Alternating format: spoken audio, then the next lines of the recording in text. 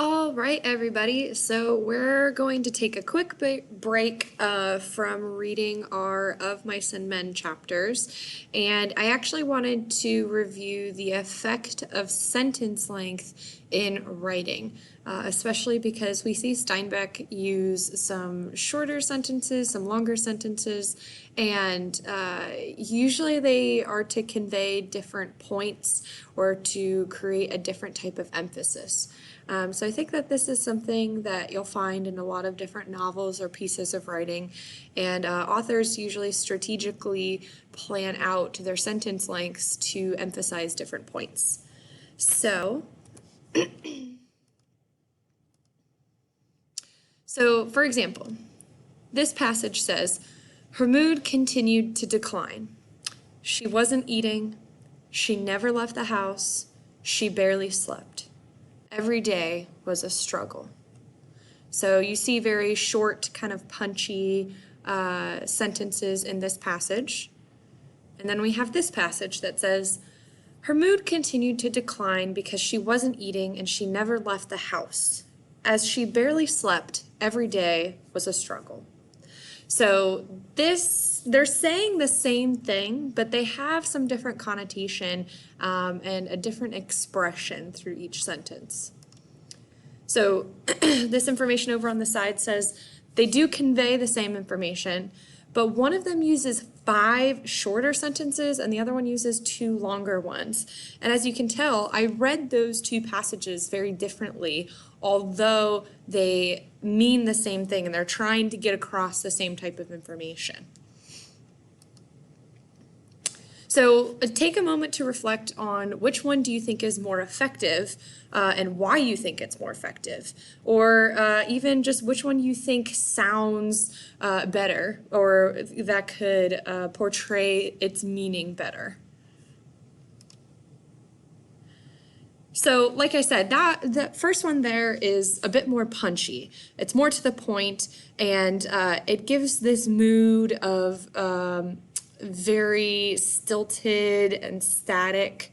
It's trying to create a point that comes across as very abrupt or as, again, very punchy. Whereas this one, you can argue flows better because it does incorporate different transitions in each sentence, and it definitely shows more fluidity. And also shows how each action is linked to another. So although the first one is more punchy and it gets straight to the point in each sentence, this one kind of shows how everything works together in the short paragraph there. So it's not necessarily that one is more correct than the other.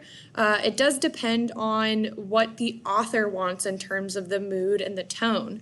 So if an author wants something to be a little bit more punchy, straight to the point, maybe a little bit more harsh or static, they might use shorter sentences. Whereas if they want it to flow and they want a more fluid, smooth tone, or to set up something that feels easy to read, they might use longer sentences that have fluid transitions and link actions to one another. So think again for a second what you got out of those 2 passages and how you read them, either out loud or in your mind. And think of how an author can change the meaning of their writing simply through the sentence length. So which type should you use? Well, you should probably use a combination to keep your writing varied and interesting. Using a combination of sentence lengths usually conveys different messages, but also gives you a variety to your writing. So if you only use short, simple sentences, oftentimes your writing can be perceived as maybe a bit childish. And then if you only use long sentences, it might seem like it's too complicated or difficult to follow. So using a combination of it makes it very reader friendly. And knowing your audience is also something that's important too, because in a lot of times in children's books, you are going to see a lot more short, simple sentences. And in something like a research paper, you're probably going to see something with various terms and very long sentences. So it depends on what purpose you are going after in your writing, but most of the time you do want to use a combination of both sentence types. And then this one just mentions medium length sentences can sometimes be monotonous and predictable. So using those short, simple sentences and the long, complex ones in combination with medium length sentences usually creates a very varied, interesting, and well-written paragraph. So the example here, I won't read this out loud for you, but if you just want to pause this video and go ahead and read it, and we will continue on to the next slide.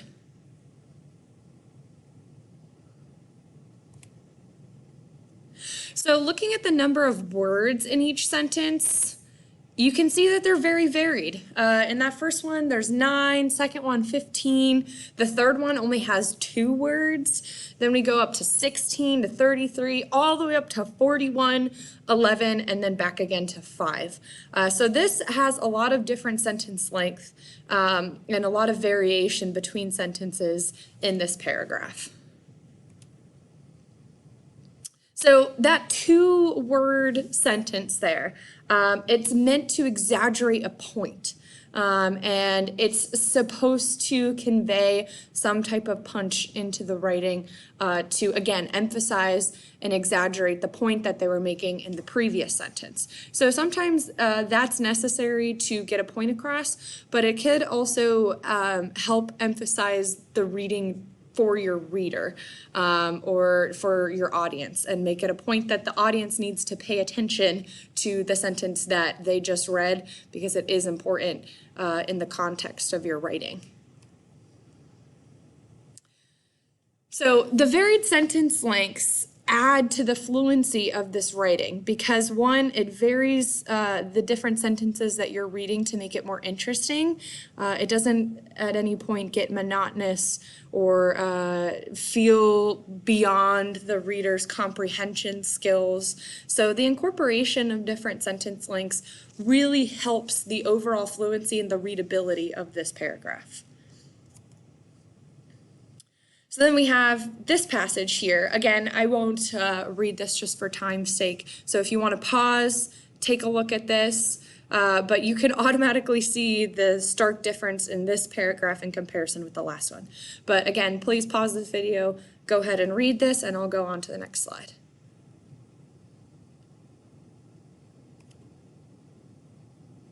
So the average sentence length in this paragraph is only 5 words. That's obviously a lot different from the last paragraph that had sentences in the 30s and the 40s.